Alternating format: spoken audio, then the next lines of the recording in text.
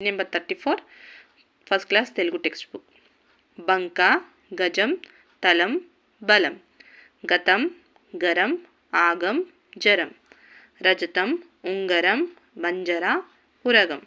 కటకట, గజగజ, లబలబ, గబగబ. Page number 35 first class Telugu text book.